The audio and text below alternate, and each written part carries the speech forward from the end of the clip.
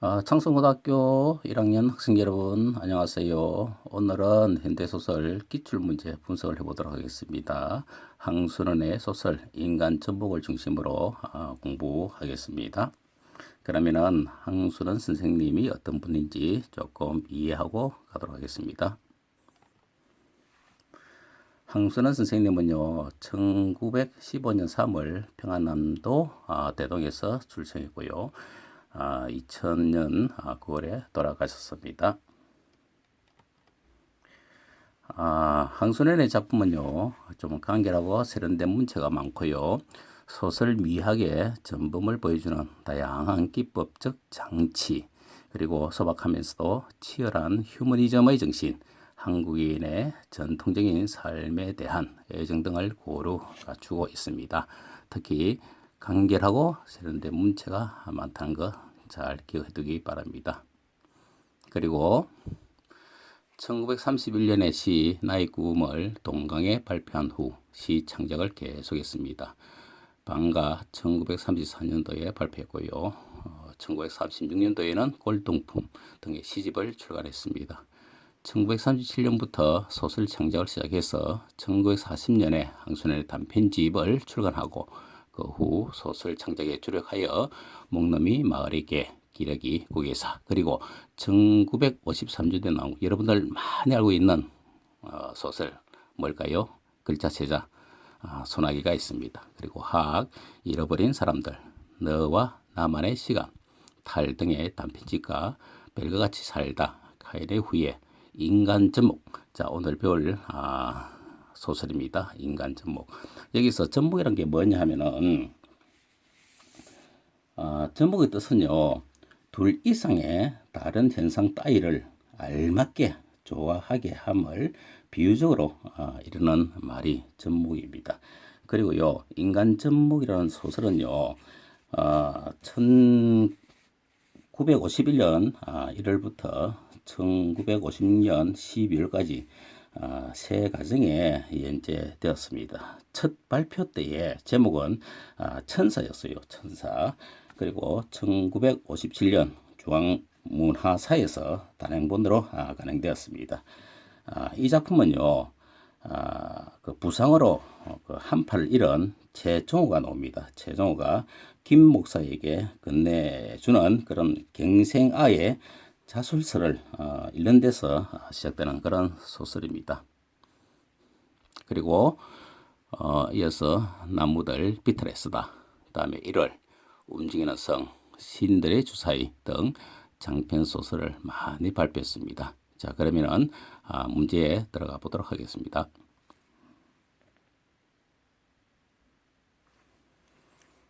자, 읽으면서 조금 이해하도록 하겠습니다. 내 몸만 염려해 주시던 어머니를 이제 조금만 천면되는 그날에 여의고 말았다. 유탄에 맞으신 거다.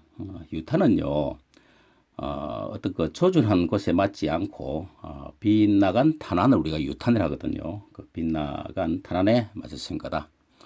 아마 나만 없었던들 어머니는 달리 몸을 피하셨을지도 모르지.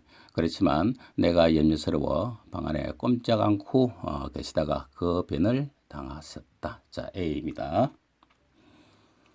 그럼 선생님도 꿈에 어머니를 보셨겠네요. 준하기가 고개를 들었다. 보고 말고 어떤 꿈이에요? 준하기가 눈을 빛냈다. 여기서 준하이가 눈을 빛냈다는 것은 준하이가 뭔가에 어떤 기대감을 갖고 있지 않았겠느냐 하는 생각이 들죠. 그죠? 그야 여러 가지지. 어떤 때는 어머니와 마주 앉아 음식을 먹기도 하고, 어떤 때는 같이 창경원에 벚꽃 구경도 가고, 그리고 또 어떤 때는 내가 제일 좋아하는 수밀도를 어머니가 치마폭 가득히 담아 주시기도 하고.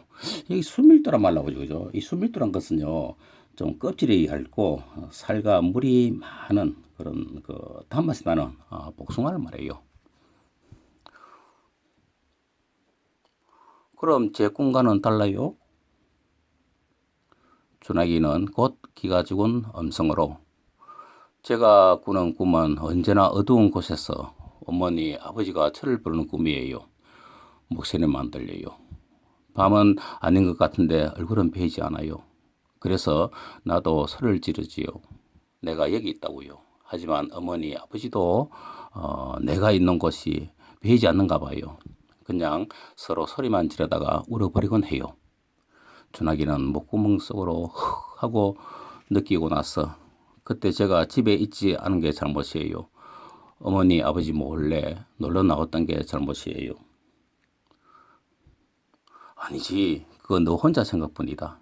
지금 너희 부모님은 너만이라도 무사한 걸 기뻐하실 거다. 우리 어머니도 그러셨다. 자, 여기까지 내용을 조금 읽어봤습니다.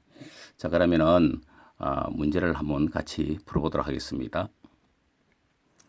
자, 문제 풀기 전에 세모가 조금 더 한번 더 점검해 보도록 하겠습니다. 자, 먼저 A 부분을 보겠습니다. 자, 여기에 고개를 들었다 하는 것은요, 뭔가 숙이고 있던 고개를 들었다 하는 것은 어떤 기대감에 대한 어떤 행동의 표시가 아니겠느냐 하는 생각 드네요. 그렇죠, 그죠? 그래서 이렇게 조금 생각해 볼 수 있습니다. 숙이고 있던 고개를 들었다는 것은 어떤 기대감에 대한 행동 표시다. 이렇게 봐지고요.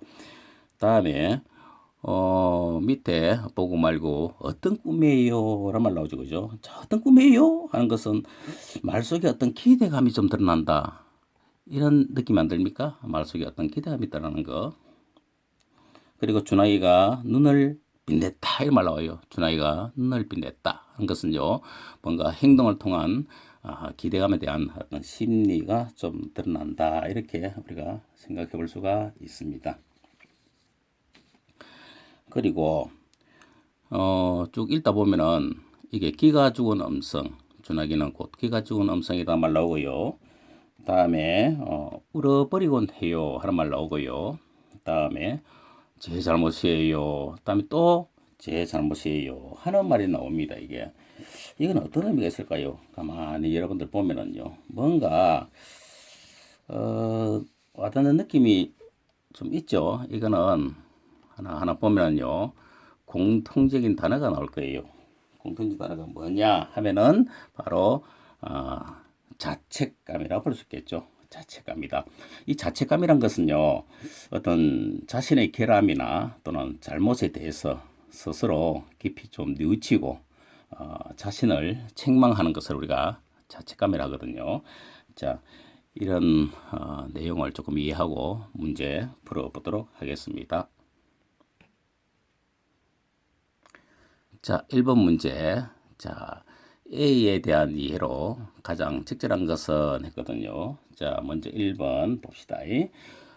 새로운 인물의 발화. 이 발화란 것은요, 우리가 보통 말이라고 하거든요. 말을 통해 사건의 의미를 강조하고 있다. 이랬네요. 자, 가장 적절한 것인가 확인해 볼까요? 자, 그러면은 앞에 있는 지문을 참고해 삼아 같이 보도록 하겠습니다. 자, 보면은요,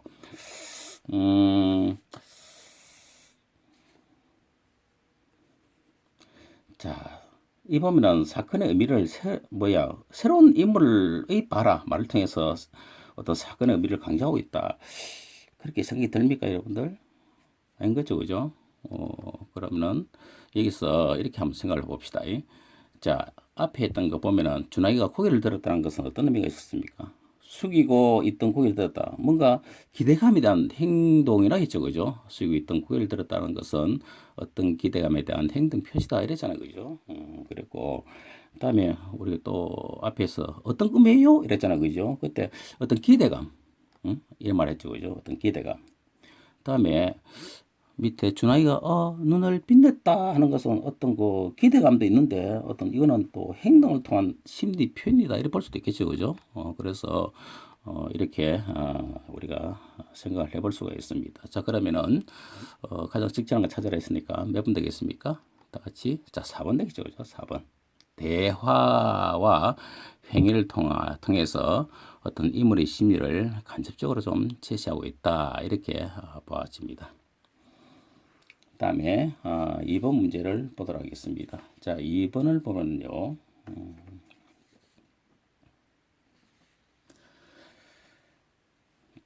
그 제 꿈에 대한 설명으로 가장 적절한 것은 무엇이냐 했습니다.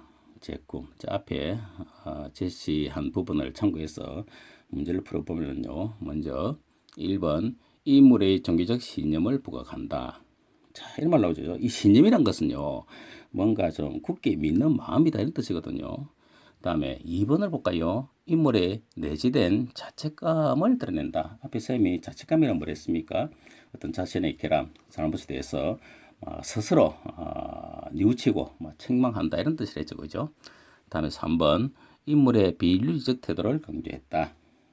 다음에 4번 인물의 가식적인 면모를 보여준다. 여기서요 가식적이란 말은요 어떤 말 또는 행동 있잖아요, 그죠? 그것을 좀 거짓으로 꾸민다, 뭐 이런 것을 우리가 가식적이다 이런 말 써요.